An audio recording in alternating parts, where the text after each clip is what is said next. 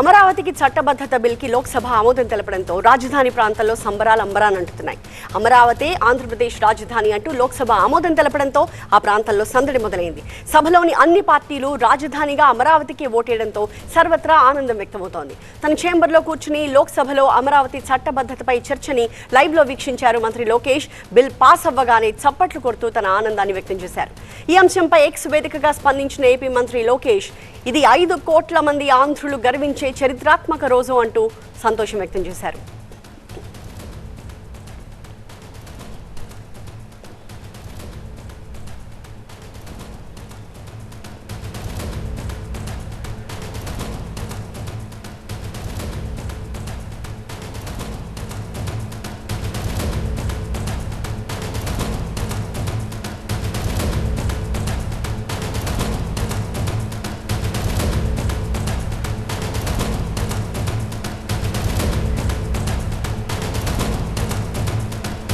దీనికి సంబంధించి మా ప్రతినిధి ఈశ్వర్ మనకి లైవ్ లో జాయిన్ అవుతున్నారు లేటెస్ట్ డీటెయిల్స్ తో. ఈశ్వర్, సో మొత్తానికి ఒక అడుగు ముందుకు పడింది, ఒక స్టెప్ కంప్లీట్ అయిపోయింది.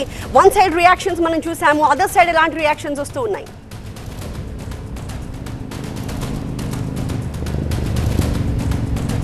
ప్రస్తుతానికి ఆంధ్రప్రదేశ్ రాష్ట్ర రాజధానికి సంబంధించిన అంశం దేశవ్యాప్తంగా చర్చకి దారితీసిన నేపథ్యం ఈరోజు కనిపించింది. ఎందుకంటే లోక్సభలో రాష్ట్ర విభజన చట్టానికి సంబంధించిన సవరణ చేపట్టిన నేపథ్యంలో ఆంధ్రప్రదేశ్ రాజధాని అంశం జాతీయ స్థాయిలో ప్రధాన చర్చగా నిలిచింది. వాస్తవానికి రాజధాని అన్నది కేవలం ఒక పరిపాలనాపరమైన నిర్ణయం మాత్రమే. కానీ ఆంధ్రప్రదేశ్లో నెలకొన్న ప్రత్యేక రాజకీయ పరిస్థితులు కావచ్చు, లేకపోతే ఇక్కడ సాధారణంగా రాష్ట్రాల్లో రాజధానులు భూసేకరణ ద్వారా చేస్తారు. కానీ ఇక్కడ భూ సమీకరణ ద్వారా చేయడంతో రైతులతో రాజధానికి విడదీయలేని సంబంధం, రైతుల భవిష్యత్తుకి, రైతుల భూములకు సంబంధించి నేరుగా ప్రత్యక్షంగా ప్రమేయం ఉన్న నేపథ్యంలో ఇక్కడ చట్టబద్ధత అవసరమని పెద్ద ఎత్తున ఉద్యమాలు నడిచాయి. ఈ నేపథ్యంలో దానికి సంబంధించి చోటు చేసుకున్న ఈ పరిణామానికి సంబంధించి రాష్ట్రంలో కూడా పెద్ద ఎత్తున రాజధాని రైతులైతే హర్షం వ్యక్తం చేస్తున్న నేపథ్యం కనిపిస్తోంది. రేపు రాజ్యసభలో కూడా ఆమోదం పొంది ఆ తర్వాత గజెట్ రిలీజ్ అయిన తర్వాత రాష్ట్ర స్థాయిలో వేడుకలు నిర్వహించాలని ప్రభుత్వం నిర్ణయించింది. ఆ మేరకు ఇప్పటికే ఏర్పాట్లను కూడా చేస్తోంది. భారీ స్థాయిలో ఒకే రాష్ట్రం ఒకే రాజధాని, నా రాష్ట్రం ఆంధ్రప్రదేశ్, నా రాజధాని అమరావతి అన్న ఒక నినాదాలతో భారీ ఎత్తున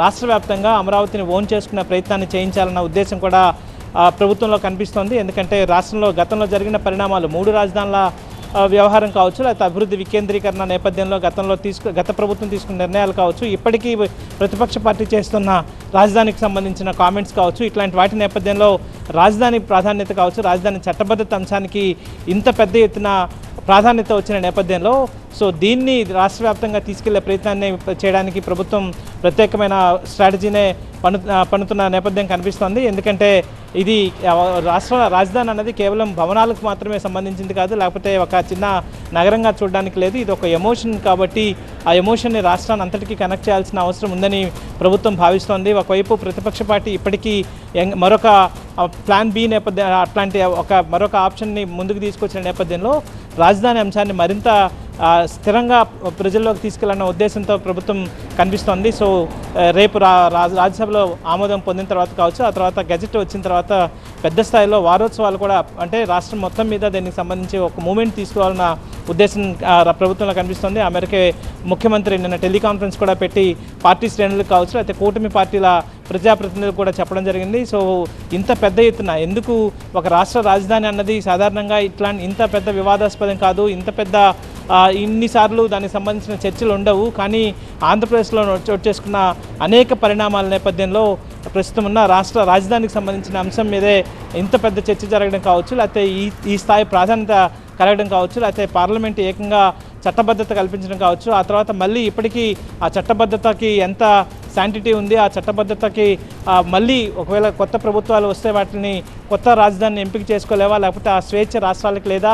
ఎందుకంటే ఇతర రాష్ట్రాలలో కూడా ఇతర రాష్ట్రాలకు సంబంధించి కాబట్టి రాజధాని అంశం రాష్ట్రాలకు సంబంధించిన సబ్జెక్ట్ కాబట్టి ధర్మాన ప్రసాదరావు చెప్పినట్టుగా వైఎస్ఆర్ కాంగ్రెస్ పార్టీకి సంబంధించి చాలా కీలక నేతగా ఆయన చెప్పిన వ్యాఖ్యలు కావచ్చు, ఒకవేళ అమరావతి విఫలమైతే రాజధానిగా టేకాఫ్ కాకపోతే, లేకపోతే అక్కడ పెట్టుబడులు రాకపోతే మళ్ళీ మరొక ప్రాంతానికి మార్చుకునే వెసులుబాటు రాష్ట్ర రాష్ట్ర ప్రభుత్వానికి ఉండదా అని ఆయన చేసిన వ్యాఖ్యల నేపథ్యం కావచ్చు, వీటన్నిటి నేపథ్యంలో దీనికి ఒక స్టెబిలిటీ ఇవ్వాల్సిన బాధ్యతని ప్రభుత్వం గుర్తు చేస్తోంది. ఎందుకంటే రాజధాని ప్రాంతానికి ఒక స్టెబిలిటీ, ఒక స్థిరత్వం కానీ లేకపోతే ఒక పొలిటికల్ రాజకీయంగా దీనికి ఒక గట్టి సపోర్ట్ కానీ చేయకపోతే, గట్టి సపోర్ట్ రాకపోతే పెట్టుబడులు మళ్ళీ వచ్చేదానికి ఇబ్బందులు ఎదురే అవకాశం ఉంటుంది. కాబట్టి ఆ దిశగా ఇప్పుడు చట్టబద్ధత తీసుకురావడం కూడా అందులో భాగంగానే ఇకపైన రాజధానిని మార్చే అవకాశం ఉండదు అంటేనే పెట్టుబడిదారులు కావచ్చు, లేకపోతే ఈ పారిశ్రామికవేత్తలు ముందుకు వచ్చే అవకాశం ఉంటుంది. అప్పుడు మాత్రమే రాజధాని యొక్క, ఎందుకంటే రాజధాని అంటే మొత్తం ఆ రాష్ట్రానికి గ్రోత్ ఇంజిన్ లాంటిది. ఆ రాజధాని వేదికగానే ఆ రాష్ట్రం ముందుకు వెళ్లాల్సిన అవసరం ఉంటుంది. తెలంగాణకి హైదరాబాద్ లాగా, కర్ణాటకకి బెంగళూరు లాగా, చెన్నై లాగా, మెడ్రాస్కి చెన్నై లాగా ఒక కీలకమైన నగరం గ్రోత్ ఇంజిన్ లాగా ముందుకు వెళ్లాల్సిన అవసరం ఉంటుంది. కాబట్టి ఆ రాజధానికి ఆ చట్టబద్ధత లేకపోతే పెట్టుబడులు కానీ పారిశ్రామికవేత్తలు పెద్ద ఎత్తున రారు. కాబట్టి ఆ దిశగా నమ్మకాన్ని కల్పించేదే ఆ పెద్ద ప్రయత్నాన్ని రాష్ట్ర ప్రభుత్వం చేస్తుంది. అందులో భాగంగానే అమరావతి బిల్లుకి సవరణ, విభజన చట్టానికి సవరణ కావచ్చు, లేకపోతే చట్టబద్ధత కల్పించే ప్రయత్నం నేపథ్యంలో భారీ ఎత్తున ఇక్కడ విజయవంతమైన కార్యక్రమాలు నిర్వహించడానికి ప్రభుత్వం సిద్ధమవుతున్న నేపథ్యం కనిపిస్తోంది.